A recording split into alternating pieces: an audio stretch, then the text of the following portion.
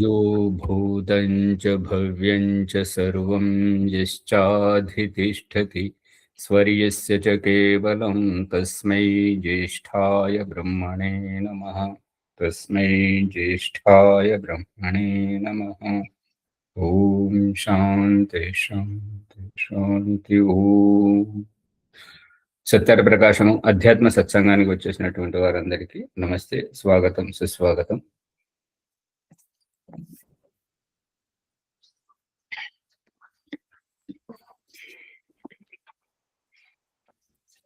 సత్యార్థ ప్రకాశం శ్రేష్ఠ సముల్లాసం 6వ సముల్లాసం 125వ పుటలో చూడండి.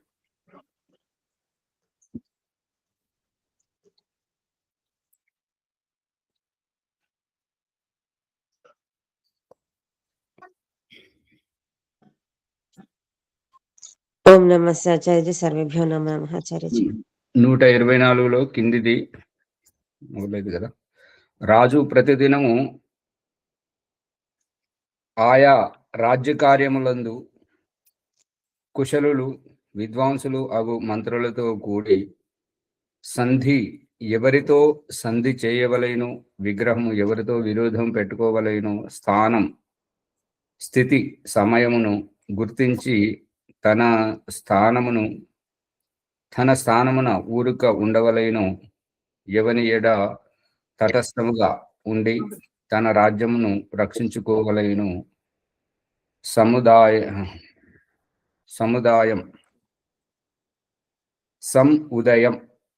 సముదయం అభివృద్ధి కలిగినప్పుడు ఎవరి మీద దండెత్తవలెను, గుప్తిం మూల సైన్యమును కోశమును ఎట్లు రక్షించుకునవలెను,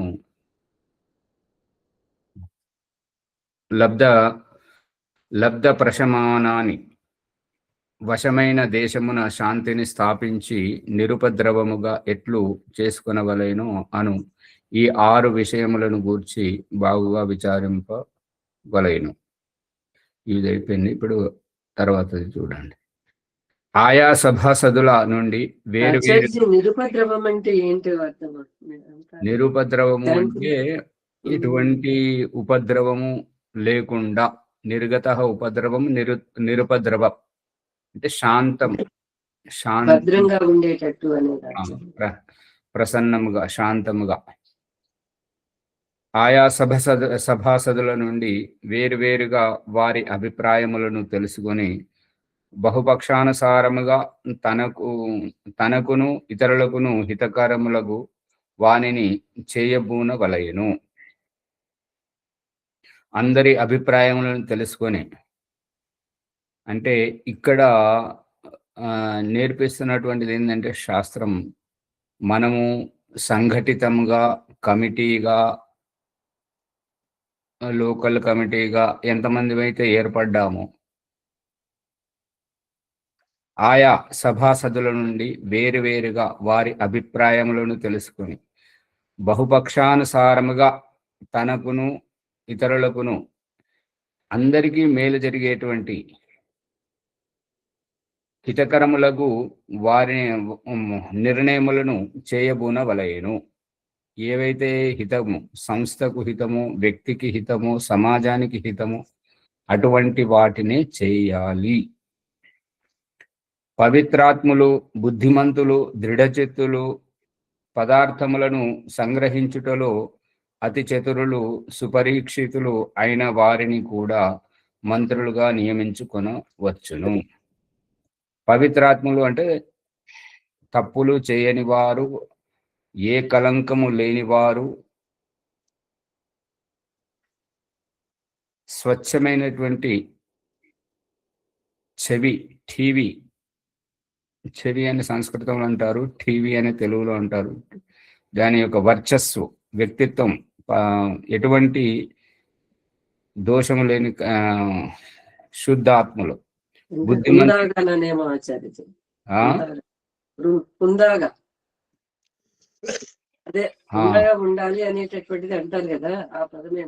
బుద్ధిమంతులు, దృఢచిత్తులు. దృఢం అంటే మాట ఒక మాట చెప్పిన తర్వాత ఆ మాటకు జవదాటని వారు, ఆ మాటకు కట్టుబడే వారిని దృఢచిత్తులు అంటారు. పదార్థములను సంగ్రహించుటలో అతి చతురులు.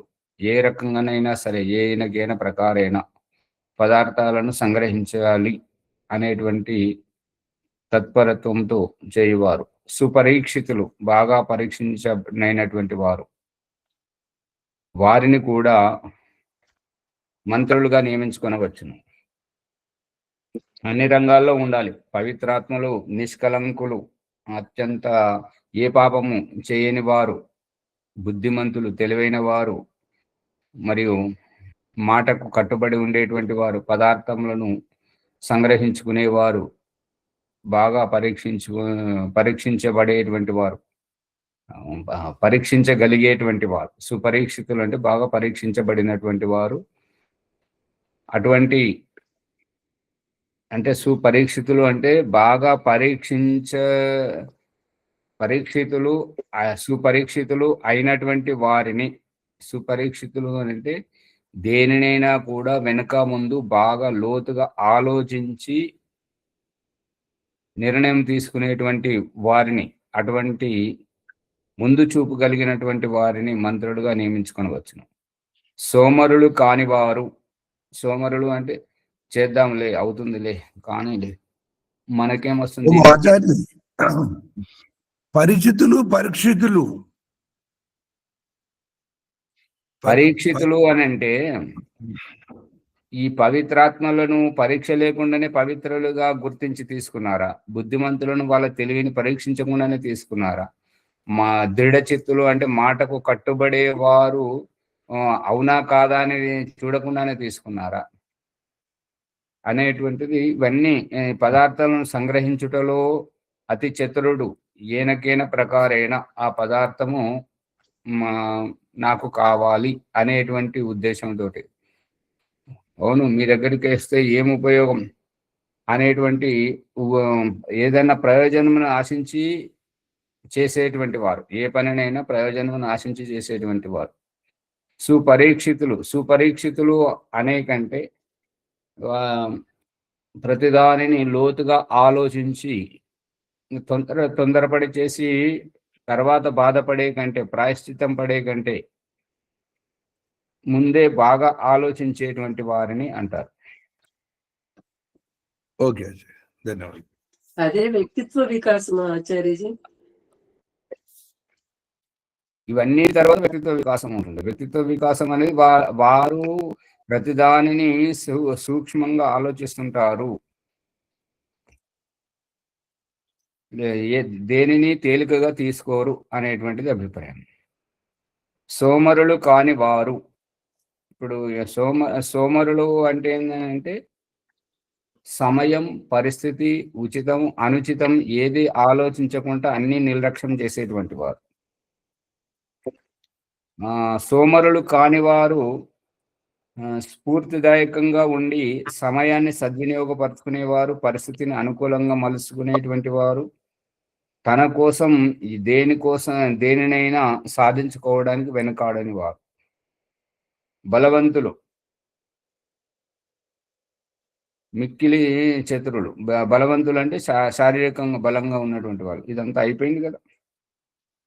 మీకు చతురులు అగు ప్రధాన పురుషులను అధికారులుగా కార్యసిద్ధికి ఆవశ్యకమైనంత మందిని నియమించగలరు.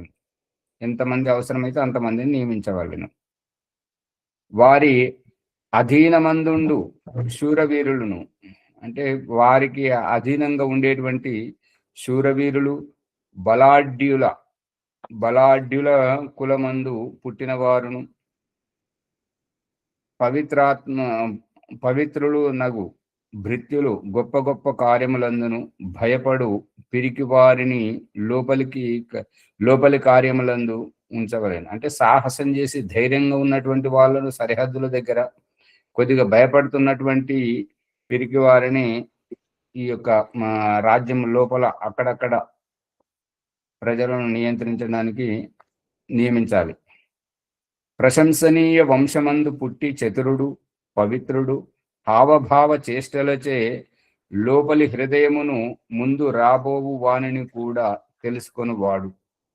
సర్వశాస్త్ర విశారదుడు అయినటువంటి ఒక దూతను కూడా రాజు తన కొరకు ఉంచుకొనవలెను.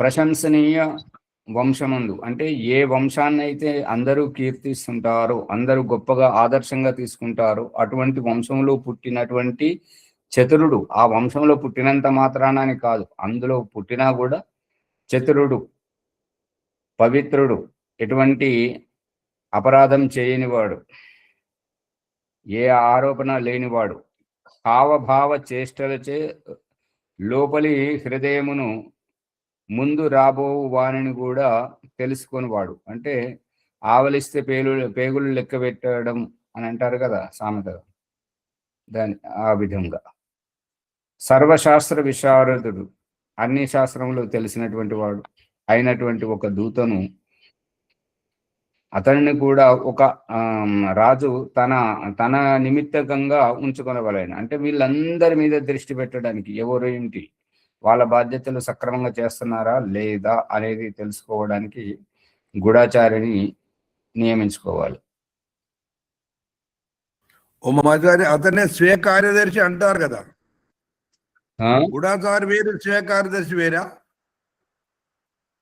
స్వీయ కార్యదర్శి, స్వకార్యదర్శి అంటే స్వీయ అన్న స్వకార్యదర్శి అన్న వారు అందరు వేరు వేరు కదా. స్వీయ అన్న ఒకటే, స్వకీయ అన్న ఒకటే, అన్ని ఒకరికే వర్తిస్తాయి.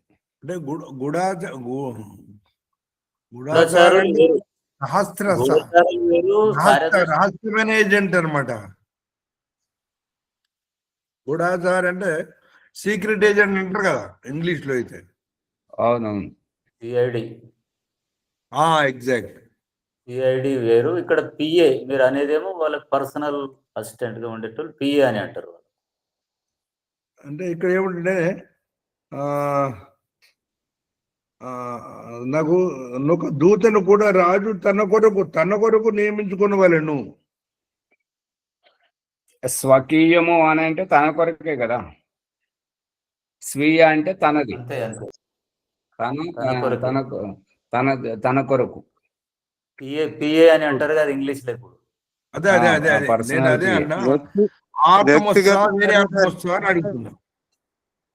వ్యక్తిగత కార్యదర్శి అంతే.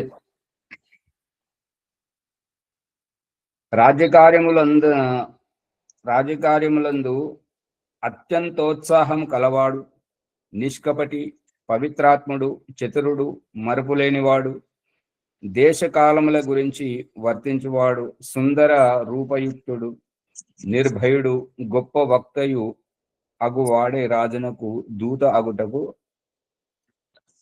ప్రశస్తుడు. రాజకార్యములందు అత్యంత ఉత్సాహం చూపించడం మరియు కపటము లేకుండా, పవిత్రాత్ముడు, చతురుడు, హుషారుగా ఉండేవాడు, మరపు లేనివాడు, ఏదైనా విషయం చర్చించామంటే ఇక దాన్ని పూర్తయ్యే వరకు మర్చిపోనివాడు, ప్రతిదీ గుర్తుంచుకునేటువంటి వాడు, దేశకాలములను గుర్తించి వర్తించేవాడు. అంటే సమయం, సందర్భం, ఉచితం, అనుచితం, పరిస్థితి, వ్యవస్థ, సామర్థ్యం, యోగ్యత అన్ని చూసుకొని యథాయోగ్యంగా వ్యవహరించేటువంటి వాడు. సుందర రూపయుక్తుడు, మంచి అందంగా కూడా ఉండాలి. నిర్భయుడు, భయపడినటువంటి వాడు. గొప్ప వక్త, మంచి విషయాన్ని స్పష్టీకరించడం మినహా కాలక్షేపం, ఇక్కడక్కడి అనేటువంటిది కానీ ఇట్లా సాగదీయడం కాకుండా స్పష్ట వక్త, సూటిగా విషయాన్ని అభివ్యక్తపరిచేటువంటి, లోతైనటువంటి అర్థం కలిగినటువంటి శబ్దాలతో సూటిగా చెప్పేటువంటి వారిని గొప్ప వక్త అంటారు. అలాంటి వారు రాజునకు దూత అగుటకు ప్రశస్తుడు, అంటే యోగ్యుడు అని అభిప్రాయం. ఇక్కడ దూత అంటే ఏమర్థం చేసుకోవాలి? మధ్యవర్తి, పరిస్థితికి నిర్ణాయకునికి మధ్యలో అక్కడిది ఇక్కడిది అక్కడ చేరవేస్తుంటాడు కదా.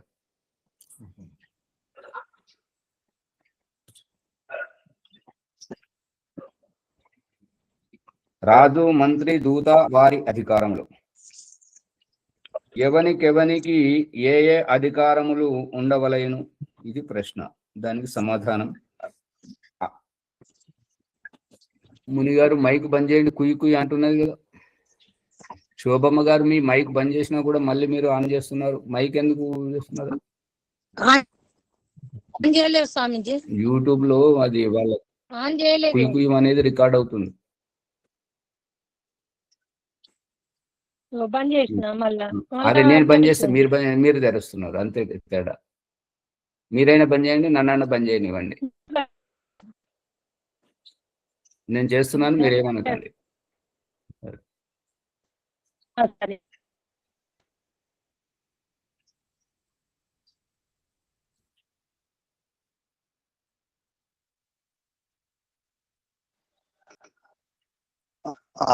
ఇక్కడ దూతకి ఇంకొక పేరు ఉంది, రాయబారి అని కూడా అంటారు.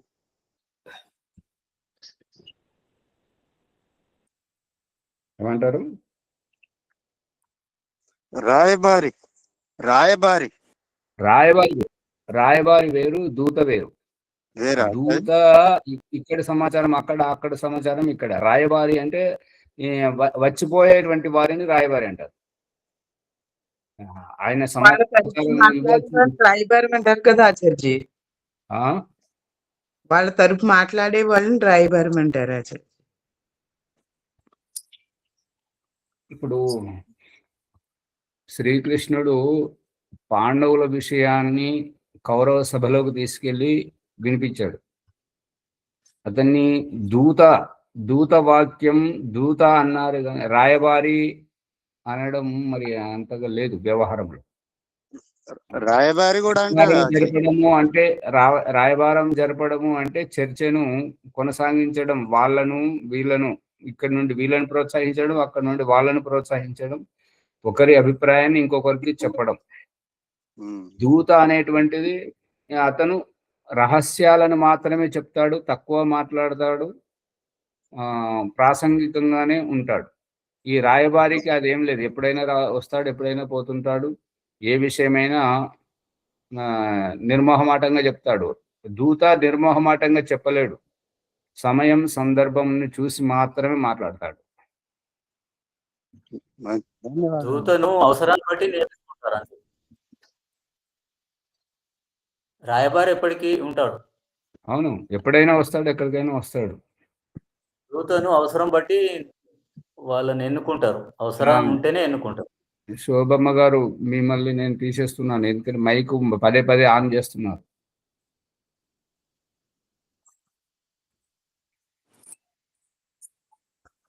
ఫోన్ ముట్టుకోవద్దనండి, ఫోన్ అలా వస్తుంది కదా, ముట్టుకొని వద్దని. పద్మజమ్మ గారు మీరు కూడా అదే రకంగా చేస్తున్నారు. ఇప్పుడే బంద్ చేశాను, మళ్ళీ ఓపెన్ చేశారు. మీరు ఏమైనా మాట్లాడాలనుకున్నప్పుడే ఓపెన్ చేయండి మైకు. ఇక్కడ కుయ్యి కుయ్యి మంది రికార్డ్ అవుతే యూట్యూబ్ లో వినేవారికి ఇబ్బంది కలుగుతుంది.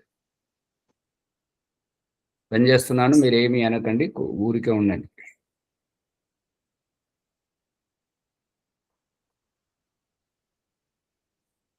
అమాత్యే దండ ఆయత్తో దండే వైనైకీ క్రియా నృపతౌ కోశ రాష్ట్రే చ దూతే సంధి విపర్యయౌ దూత ఏవ హి సంధత్తే భినత్యేవ చ సంహతాన్ దూతస్తత్ కురుతే కర్మ భిద్యంతే येन वानवाम् बुद्ध्वा च सर्वं तत्त्वेन परराजा चिकीर्षितम् तथा प्रयत्नमातिष्ठेत् యథాత్మానం న పీడయేత్. దుర్గభేదములు వాని ఉపయోగము. ధనుర్దుర్గం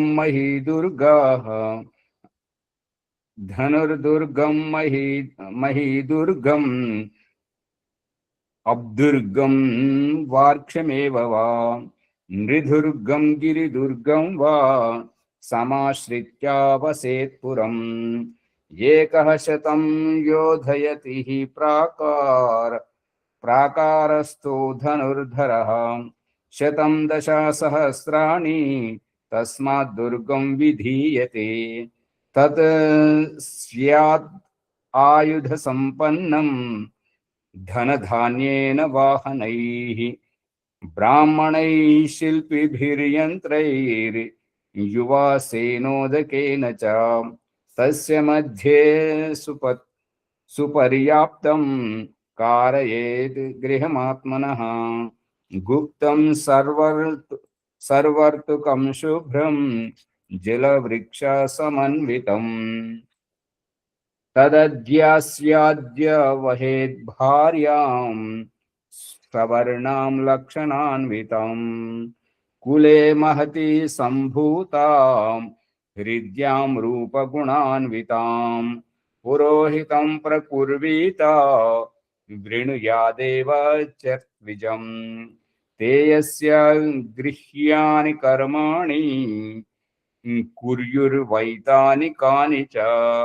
మనుస్మృతి 7వ అధ్యాయము 65, 66, 70, 68, 70, 74 నుండి 78 వరకు శ్లోకాలు.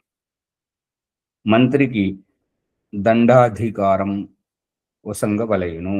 అంటే మంత్రికి దండాధికారం అంటే చట్టమును రూపొందించేటువంటి అధికారం ఇవ్వవలెను. ఆ దండమున వినయం ఉండవలయును. ఏదైతే శిక్షించే అధికారమా?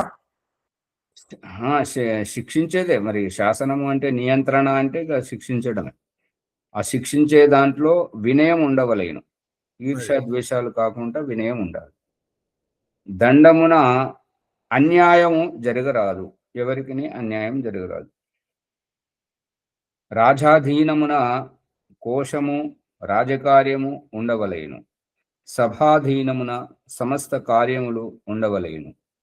ఇతరులతో మైత్రి కాని విరోధము కాని చేయు అధికారము దూత కొసంగవలెను. దూత ఎటువంటి వాడు అనంటే అన్ని రకాలుగా అన్ని వేషాలు ధరించి అన్ని రకాలుగా చొచ్చుకుపోయి కలపాలనుకునే వారిని కలుపుతాడు, విడదీయాలనుకునే వారిని చిచ్చు పెట్టి విడదీస్తాడు. కలగలుపు వ్యక్తి అంటారు. కలగలుపుడు అని కాదు. ఎవరు కలిస్తే సంస్థకు నష్టం వస్తుంటుందో, రాజ్యానికి నష్టం వస్తుంటుంటుందో, ప్రజలకు హాని జరుగుతుంటుందో వాళ్ళని విడదీయాలి. దూరం ఉద్యోగాలు ట్రాన్స్ఫర్ చేసేది దాని గురించే.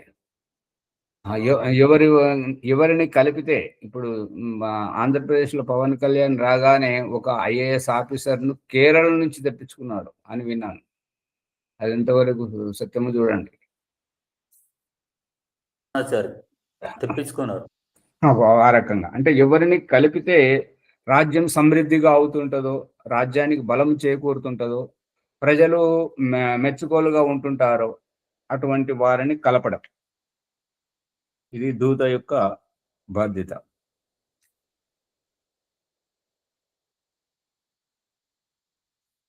కానీ ఒక సువ్యవస్థితమైనటువంటి సక్రమంగా నడుస్తున్న దాన్నే చిన్న భిన్నం చేయడం ఇది అయోగ్యం, చేయకూడని పని, అపరాధంగా భావించవచ్చు.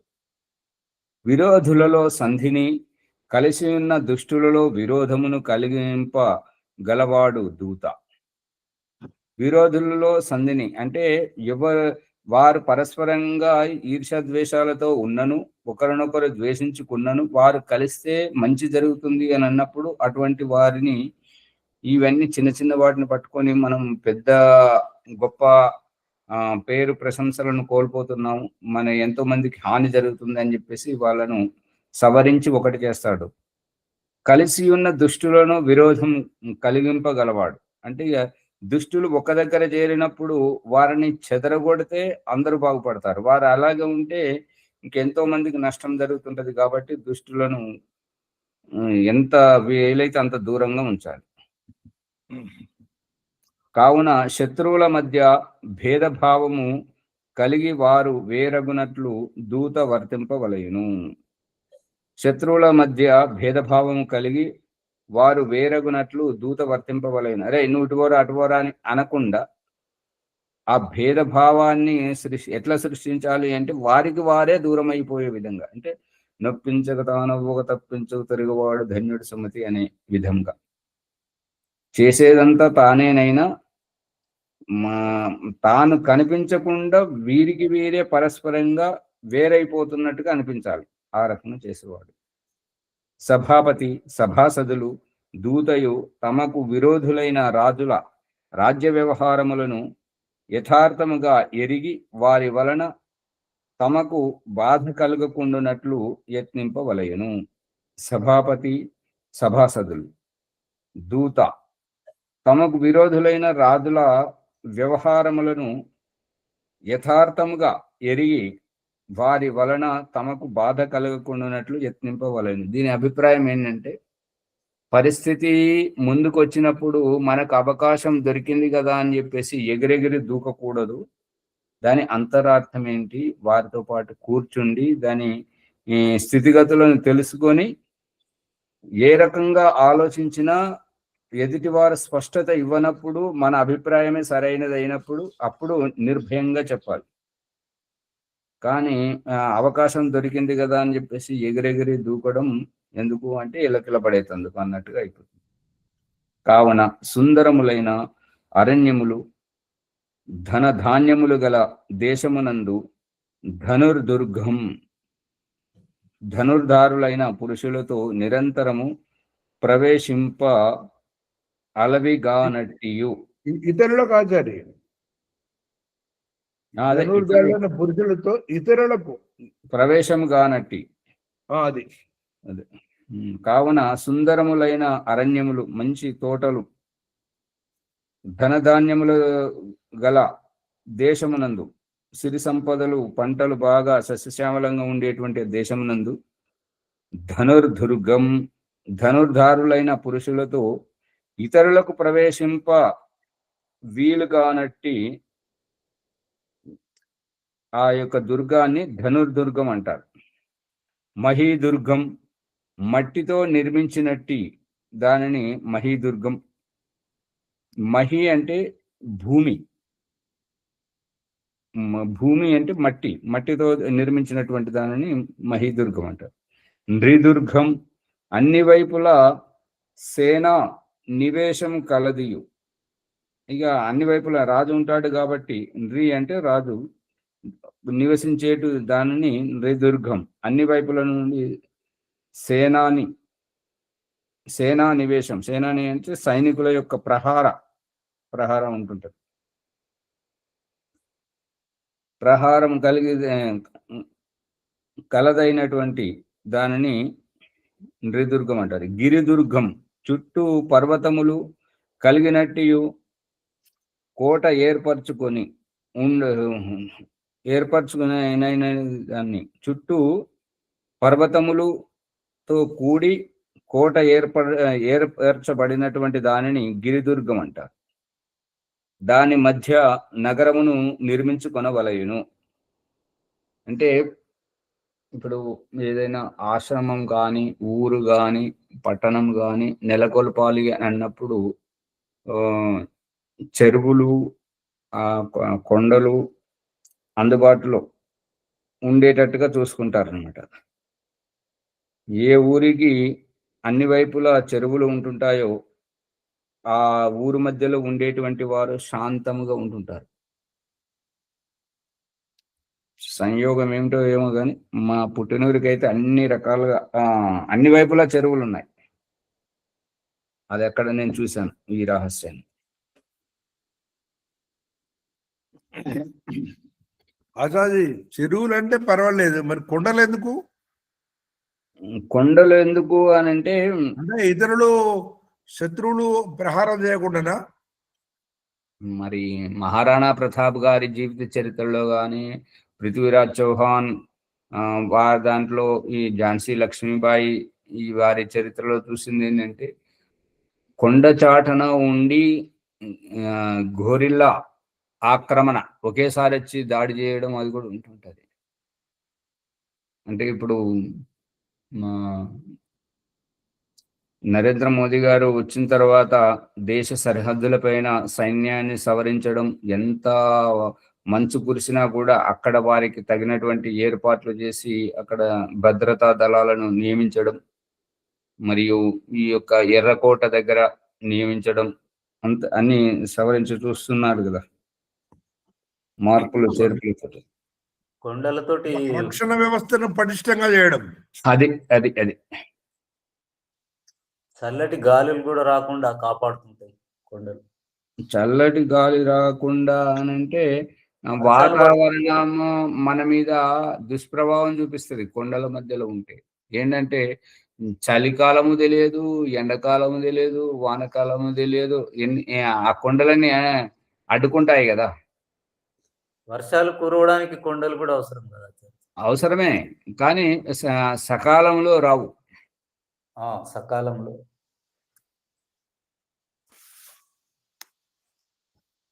నగరమునకు చుట్టూ ప్రాకారం ఏర్పరపవలయును.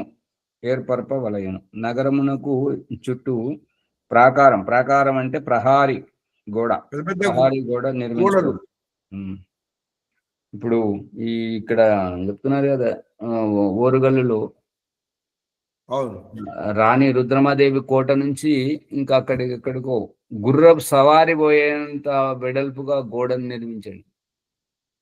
నిర్మించినట్లుగా చెప్పారు. ఏలయనగా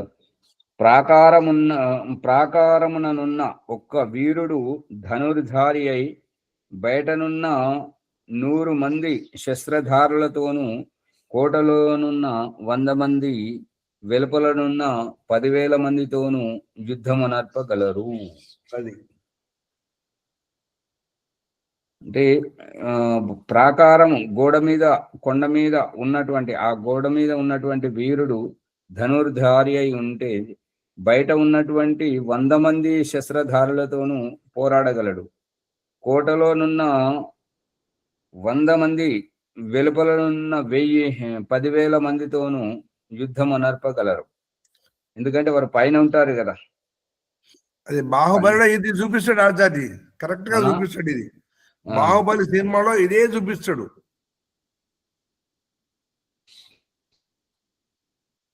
కావున దుర్గ నిర్మాణము మిక్కిలి ఆవశ్యకము. అందుకని దుర్గము అంటే కఠినము, భయంకరము అని అభిప్రాయం, కానీ అసాధ్యం అని కాదు.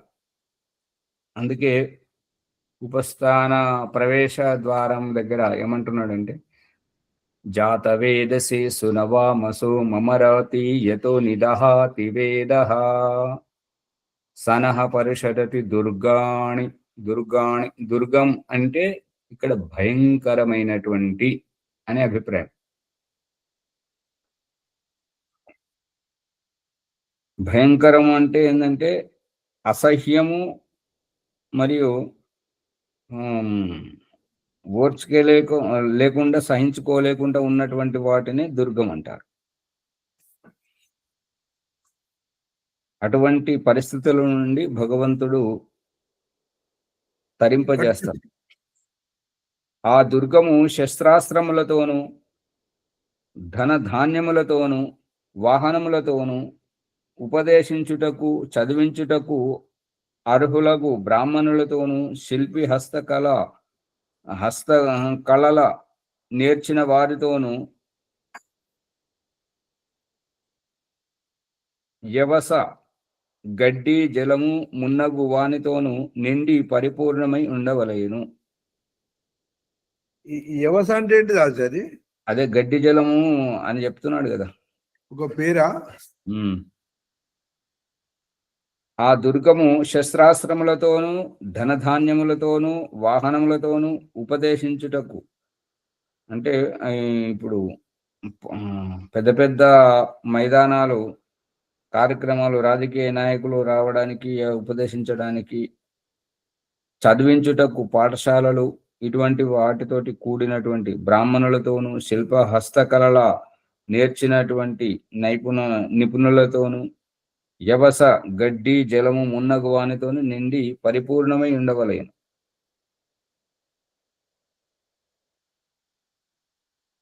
అంటే దేశమును అన్ని రకాలుగా పరిరక్షించుకోవాలి. ఆ దుర్గము లోపల జలము, వృక్షములు, పుష్ప ఫలాదులన్నీ సురక్షితములై ఉండవలయును. ఆ దుర్గము లోపల జలము ఉండాలి, వృక్షాలు ఉండాలి, పుష్ప ఫలములు అన్ని సురక్షితమై ఉండాలి. అన్ని ఋతువులందును సుఖకారకముగా ఉండునట్టియు సర్వ రాజకార్య నిర్వహణమునకు తగినంత వైశాల్యము కలిగినట్టియు తెల్లని భవనమొకటి రాజు తన కొరకు ఏర్పరచుకొనవలయును. అంటే తెల్లని అంటే సున్నపు రాయితో కట్టాలనా? సత్వగుణానికి ప్రతీకగానేమో ఆచార్య. అంటే ఇక తేజో మహల్ అన్నారు కదా ఆచార్య, తేజో మహల్. తేజోమహలే తెల్లని భవనం. అంతే అంతే. అంటే అత్యంత ఆకర్షణీయమైన, ప్రభావవంతమైనటువంటిది. చూస్తే అందులో ఒకసారి వెళ్ళాలి అని అనిపించాలి.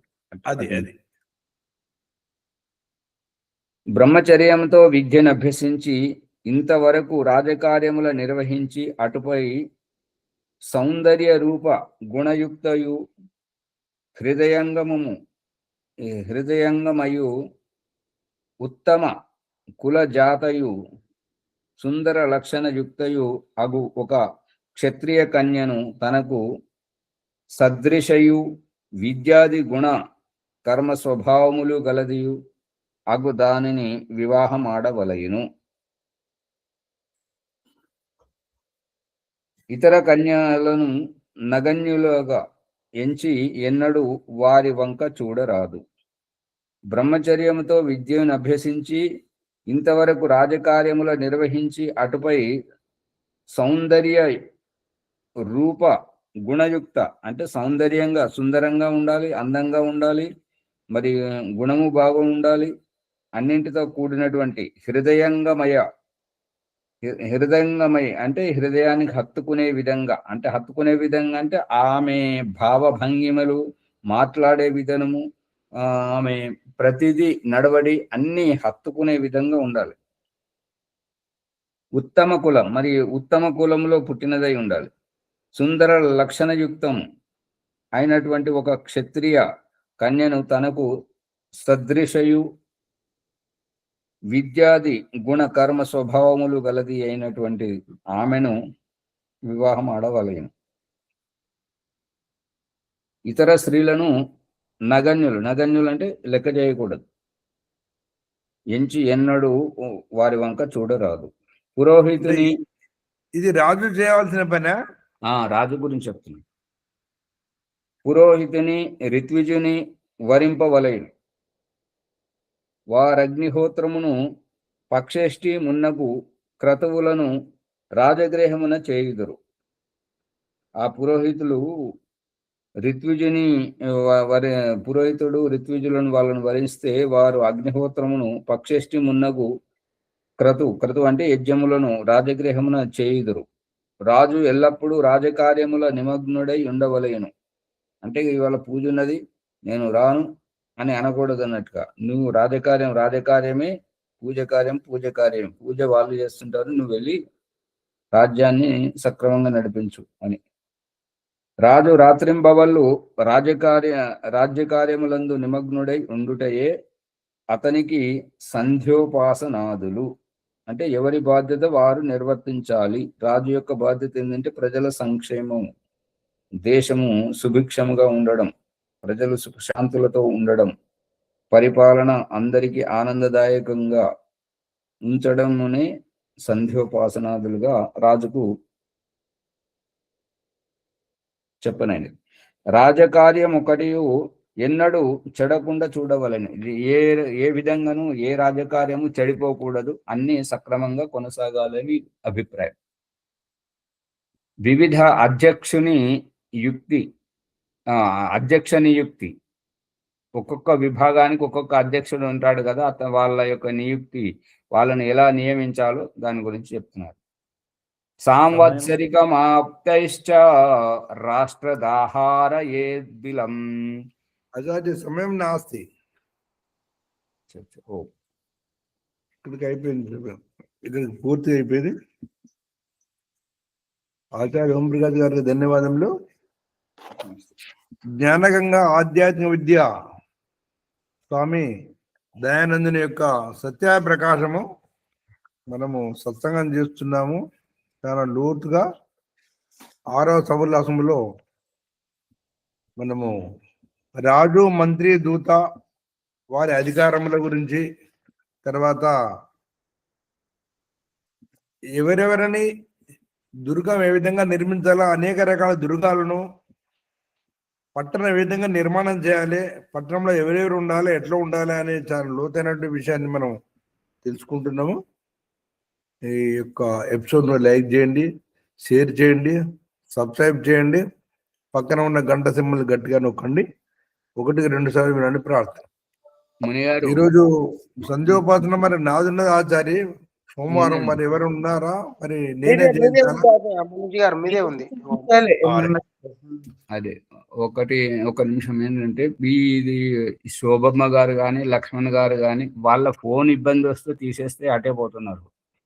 ఫోనును సవరించుకొని మళ్ళీ రావాలి. ఎవరైనా సరే ఇతరులను ఇబ్బంది పెట్టొద్దు.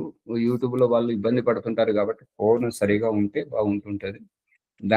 ఫోన్ సరిగా లేనందువల్లనే తీసేయడం జరుగుతుంది. పదే పట్టించుకోనప్పుడు దాన్ని సరి చేసుకొని రావాలి. ఇది చేయించండి ముని గారు సంధ్యోపాసన. వైదిక సంధ్యోపాసన ప్రణముని భాగ్యనేరం. ఓం అమృతోపస్తరణమసి స్వాహ. ఓం అమృత అభిదానమసి స్వాహ. ఓం సత్యం యచః త్రీర్మయిస్త్రీః శ్రేతాము స్వాహ. అత ఆచమన మంత్రాః. ఓం శన్నో దేవీరవిష్టయా आपो भवन्तु पीतये शय्योरविस्रवन्तु नः. अथ अंगस्पर्श मंत्राः. ओम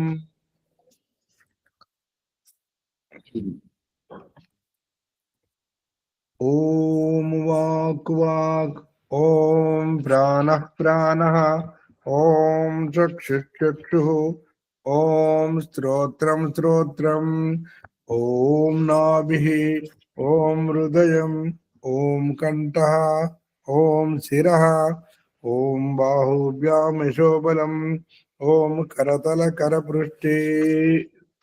अदा मार्जन मंत्राः आत्म साक्षात्कारं కొరకు. ఓం భూ పునాతు శిరసి. జీవాత్మ ప్రార్థన. ఓ ప్రాణప్రదాత, ఈశ్వరుడి సందేశం. ఓ జీవాత్మ, నీ పునర్జన్మ ప్రారబ్ధ కర్మ ఫలాన్ని పవిత్రము పునీతం చేసుకో. ఓం భువః పునాతు నేత్రయోః. జీవాత్మ ప్రార్థన. ఓ దుఃఖ వినాశక పరమాత్మ సందేశము. ఈ దృశ్య రూప జగత్తును నీ ప్రజ్ఞా బుద్ధితో మంచి చెడులను మూల్యాంకనం చేసుకొని దుఃఖానికి మూల కారణం అని తెలుసుకో. ఆ తర్వాత తటస్థ స్థితిని సాక్షిభూతంగా జీవించు. ఓం స్వహ పునాతు కంఠే. జీవత ప్రార్థన. ఓ స్వయం సుఖ స్వరూప పరమాత్మ, ఈశ్వర సందేశం. కంఠములోని గుంత స్థానంలో ఈ ఆవాగమనాలపైన ప్రత్యేకంగా దృష్టి సారించి నీ ఆకలి దప్పికలను నియంత్రించు మరియు జయించు. ఎందుకంటే కంఠగోపేక్షిత్ పిపాస నివృత్తి యోగ దర్శనము, స్వయం సుఖానందమే జీవన్ముక్తి అవస్థను తెలుసుకో. ఓం మహపునాతు హృదయే. జీవత ప్రార్థన. ఓ మహిమాన్విత మాయాస్వరూప జగదీశ్వర, ఈశ్వర సందేశం. పునాతు హృదయ అంటే ఆధ్యాత్మ జ్ఞానాన్ని పొంది దైవం పట్ల నీ భ్రమలను తొలగించుకొని యోగము యాగము త్యాగం ద్వారా సక్రియమైన ధ్యానం చేస్తూ తీవ్ర పురుషార్థంతో ఈశ్వరుని అనుభూతి పొందుము. కనబడే పదార్థం వెనుక ఉన్న కనబడని నిరాకార తత్వం పరమాత్మను తెలుసుకో. ఓం జన పునాతునాభ్యాం. జీవాత్మ ప్రార్థన. ఓ జగన్నాయక, ఈ జన్మ జర మరణం యొక్క అంతరార్థం ఏమిటి స్వామి? ఈశ్వర సందేశం. పునాతునాభ్యాం అంటే నాభి చక్రే కాయ ఊహ జ్ఞానం. నాభి చక్రంలో సంయమనంతో చేసినట్లయితే ఈ జన్మ రహస్యం బోధపడుతుంది. నాభిర్మే చిత్తం విజ్ఞానం. యజుర్వేదము 20 అధ్యాయము 9వ మంత్రం. ఈ తిని తాగి విసర్జించడం ఏమిటి అని విచారిస్తే మన శారీరక జన్మల అంతరార్థం బోధపడుతుంది అని తెలుసుకోవడం. ఓం తపః పునాతు పాదయోః. జీవత ప్రార్థన. ఓ పరాత్పర, తపస్సు అంతరార్థం ఏమిటి స్వామి? ఈశ్వర సందేశం. ఓ జీవాత్మ, ఈ జన్మ జరా మరణ దుఃఖదాయక నిమ్న స్థితి నుంచి నిన్ను ఉద్ధరించుకో. నిమ్న స్థితి నుంచి ఊర్ధ్వగతికి పైకి రావాలని సంకల్పం చేయి. అందుకే జంగాభ్యాం పదభ్యాం ధర్మో అస్మి విశ్రాజ ప్రతిష్ఠిత. యజుర్వేదము 20 అధ్యాయం 9వ మంత్రం. 20 ఎముకల మధ్యలో నేను అనే దేహిని ఉన్నానని అనుభవపేతంగా తెలుసుకో. ఓం సత్యం పునాతు పునః శిరసి. జీవాత్మ ప్రార్థన. ఓ అవినాశి పరమాత్మ, జీవాత్మ ఈశ్వర సందేశము. ఓ జీవాత్మ, పవిత్ర భావనతో మరొకసారి మళ్ళీ శిరస్సునందు అనుభవభేదంతో తెలుసుకుంటే నీవు ధన్యుడు అవుతావు. అనంతరము పురీషం వసానః సుకృతస్య లోకే తత్ర గచ్చ ఎత్ర పూర్వేత పరేతః. యజుర్వేదము 13 అధ్యాయం 31వ మంత్రం. ఓ జీవాత్మ, నీవు ఇక్కడ ఉండవలసిన వాడు కాదు. ఎక్కడికైతే నీ పూర్వజులు తరించి వెళ్ళిపోయారో అటు ఆ పుణ్యలోకాలకు వెళ్ళు. ఓ జ్ఞానస్వరూప, ప్రకాశం కనిపిస్తుంది కానీ నువ్వు కనిపించడం లేదు స్వామి. ఎక్కడున్నావు? పరమాత్ముడు. సూర్యుని ప్రకాశిస్తున్నది ఆ ప్రకాశమును నేను. అందుకే నశక్యతే వర్ణయితుం గిరా తదా స్వయం అంతఃకరణే గృహ్యతే అని తెలుసుకో. ఓం కం బ్రహ్మ. జీవత ప్రార్థన. ఓ సర్వవ్యాపక జగదీశ్వర, ఈశ్వర సందేశం. పునాతు సర్వత్రా అంటే ఈ సంకుచిత శారీరక పింజర వ్యవస్థ నుంచి అధిగమించి అంతటా ఆకాశం వలె వ్యాపించి ఉన్న నిరాకార తత్వమైన ఈశ్వరుని అనుభవపేతంగా తెలుసుకో. అష్టచక్ర నవద్వారా దేవానాం పూర్వయోధ్య తస్యాం హిరణ్మయే కోశే స్వర్గో జ్యోతిష ఆవృత. అథర్వేదము 10:2-31. 8 చక్రములు 9 ద్వారములతో కలిసిన ఈ ఇంద్రియాల అయోధ్యాపురము ఈ దేహమని తెలుసుకో. అందులో స్వర్గమనే స్వర్ణమయ ఆవాసము ప్రకాశ జ్యోతితో ఆవరించి ఉన్నది గ్రహించు. అత 7 అంతస్తుల అంతర్యాత్ర. ప్రాణాయామంత్రాః. ఓం భూః, ఓం భువః, ఓం స్వః, ఓం మహః, ఓం జనః, ఓం తపః, ఓం సత్యం. ఈ విధంగా ప్రాణాయామ రహస్యాలను తెలుసుకుని పరమాత్మని ధ్యానించి లక్ష్యాన్ని చేరుకుంటాడు జీవాత్మ. ఇది సంధ్య మొదటి ప్రకరణము. ఈ మొదటి ప్రకరణంలో అసఫలత చెందినటువంటి జీవాత్మ సంధ్య 2వ ప్రకరణంలో ప్రారంభిస్తూ అగమర్చన మంత్రాలతో ప్రారంభిస్తాడు. అత అగమర్చన మంత్రాః. ఓం ఋతం చ సత్యం చ మీదా తపసో జాయత తతో రాత్రి అజాయత తతః సముద్రో అర్ణవః సముద్రాదర్ణవాదీ సంవత్సరో అజాయత అహోరాత్రాన్ని విదదాదిశ్చ మియుతో వసి. सूर्याचन्द्रमसौ दाता यथा पूर्वमकल्पयत् दिवंस पृथ्वीं चान्तरिक्षमतो स्वाहा। ओम शन्नो देवीरभिष्टयाम् आपो भवन्तु पीतये संयोरविस्रवन्तु नः। अतः मनसा परिक्रमन्त्राः। ओम प्राचीदिगग्निरधिपतिरचितो रक्षितादित्य इषवः देव्यो नमो देवदेव्यो नमो रक्षितृभ्यो नमः शिभ्यो नमयेभ्योऽस्तु योऽस्मान् द्वेष्टि यं वयं दिष्मस्तं ओजं वेदद्मः।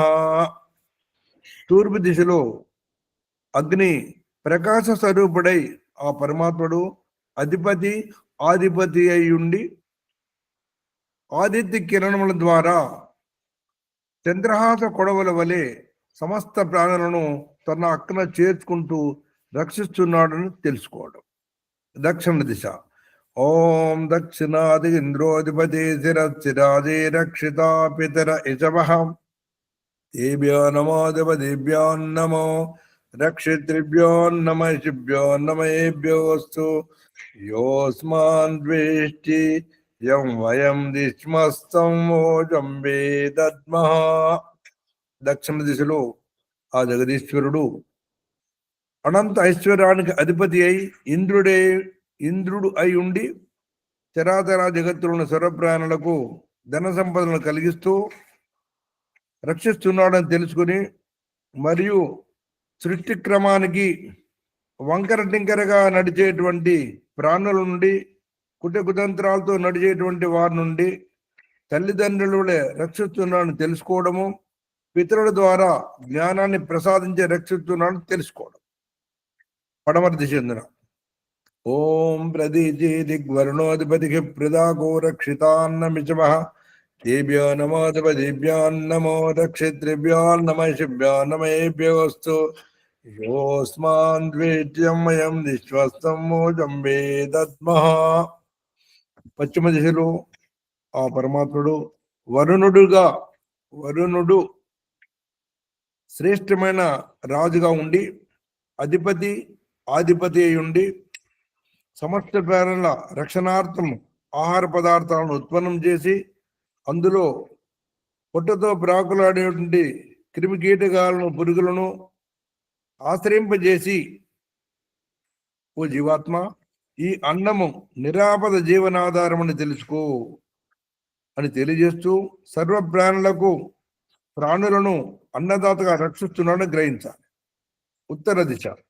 ఓం ఉదయజే దిక్ సోమాధిపతి స్వజో రక్షితాశనిరిషభః దేభ్యో నమో దేవదేభ్యో నమో రక్షితృభ్యో నమః శిభ్యో నమయేభ్యోऽस्तु యోస్మాన్ ద్వేష్ట్యం వయం దిష్వస్తం మోజం వేదద్మః.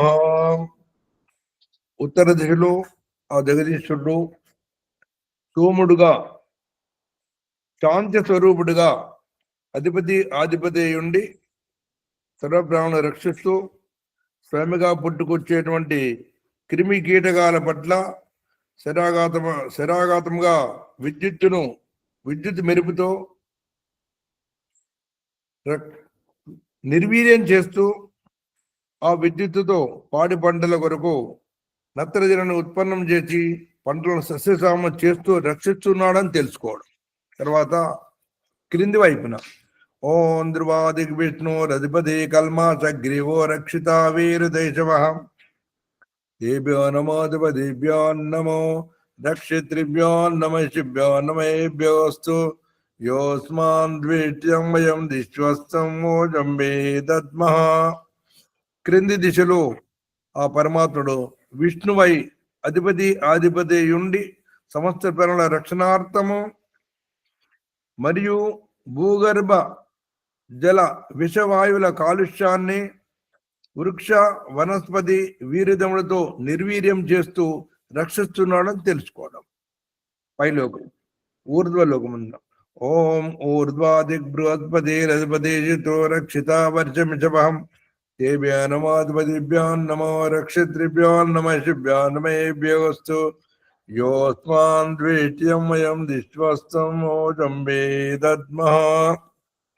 ఊరదిశ లోపల ఆ జగదీశ్వరుడు అంతటా వ్యాపించి ఉండి అనంత జ్ఞాన స్వరూపుడై ఉండి బృహస్పతిగా వాక్పతిగా అధిపతి అయి ఉండి సర్వప్రాణుల రక్షణార్థము చతుర్వేద జ్ఞానాన్ని ప్రసాదిస్తూ మరియు సమస్త ప్రాణుల రక్షణార్థము ఆకాశ సముద్రం నుండి అమృతులను వర్తింపజేసి శారీరక మానసిక రోగాలను దూరం చేస్తూ రక్షిస్తున్నాడని తెలుసుకోవడం. ఈ విధంగా పరమాత్ముడు నన్ను రక్షిస్తున్నాడు తెలుసుకున్నాడు జీవాత్మ మరొక అడుగు ముందుకేస్తూ ఉపస్థాన మంత్రాల ద్వారా పరమాత్మని లక్ష్యం కొరకు ప్రార్థిస్తున్నాడు. అత ఉపస్థాన మంత్రాః జాత వేదచే సునివామసో మమరాతీయతో నేదహాతి వేదః సనః పరిషదతి దుర్గాని విశ్వానావేవ సింధుం దురితాత్యగ్నిః చిత్రం దేవానాముదగాదనేకం చక్షుర్మిత్రస్య వర్ణస్యాగ్నేః ఆప్రాద్యావా పృథివీ అంతరిక్షం సూర్య ఆత్మా జగతస్తత్సుషచ్చా ఉదిత్యం జాతవేదతం దేవం వహంతి కేతవః దృశే విశ్వాయ సూర్యం ఉద్వయం తమసస్పరిస్వః పశ్యంత ఉత్తరం దేవం దేవత్రా సూర్యమగన్మ జ్యోతిరుత్తమం. ఈ విధంగా ఉపాసించినటువంటి జీవాత్మ నేను నా లక్ష్యాన్ని చేరుకోలేకపోయాను, ఎక్కడో తప్పిదం జరిగింది స్వామి, నాకు మరొక అవకాశాన్ని ప్రసాదించండి అని ప్రాచిత్య మంత్రం ద్వారా ప్రార్థిస్తున్నాడు. అత ప్రాచిత్య మంత్రాః తచ్చక్షుర్దేవయితుం పురస్థా శుక్రముచ్చరత్ పశ్చేమ శరదశ్చితం జీవేమ శరదశ్చితం శృణుయామ శరదశ్చితం ప్రభ్రవామ శరదశ్చితం అధీనాస్యామ శరదశ్చితం భూయచ్చు శరదశ్చితాత్. ఓ జగదీశ్వర, నన్ను నేను సరిచేసుకోవడానికి కొరకు నాకు ఒక అవకాశాన్ని ప్రసాదించు స్వామి.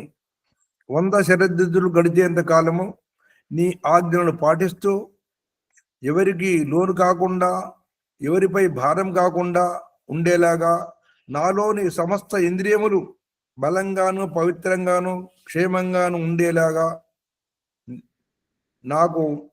నన్ను అనుగ్రహించమని ప్రార్థిస్తాడు. అనంతరము మళ్ళీ ఒకసారి ఆచమన మంత్రము ఓం శన్నో దేవీరవిష్టయా ఆపో భవంతు పీతయే శన్యోరవి స్రవంతు నః. గురు మంత్రం గాయత్రి మంత్రం ఓం భూర్భువస్వః తత్సవితుర్వరేణ్యం భర్గో దేవస్య ధీమహి ధియో యో నః ప్రచోదయాత్. ఓ పరమేశ్వర, నీ అనంత కృపలన నేను నర్చిన జప ఉపాసనాది కర్మముల మూలమున ధర్మ అర్థ కామ మోక్షములనడి ఈ చతుర్విధ పురుషార్థములను వెంటనే ఈ జన్మలోనే సిద్ధించినట్లు అనుగ్రహింపము స్వామి. అత నమస్కార మంత్రాః ఓం నమః శంభవాయ చ మయోభవాయ చ నమః శంకరాయ చ మయస్కరాయ చ నమః శివాయ చ శివతరాయ చ. ఓం శన్నో దేవీరవిష్టయా ఆపో భవంతు పీతయే శన్యోరవి స్రవంతు నః. ఇది వైదిక సంధ్యోపాసన ప్రణముని భాగ్యనగరము శాంతి మంత్రం. ఓం దేవ శాంతిరంతరిక్షం శాంతి పృథివీ శాంతి ఆపా శాంతి ఓషధే శాంతి వనస్పతే శాంతిర్విశ్వే దేవా శాంతి బ్రహ్మ శాంతి సర్వం శాంతి శాంతిరేవ శాంతి సామా శాంతిరేది. ఓం శాంతి శాంతి శాంతి. నమస్తే ఆచార్య. శ్రీభ్యో నమః. అందరికి నమస్కారం. ఓం ఓం నమస్తే ఆచార్య. సర్వేభ్యో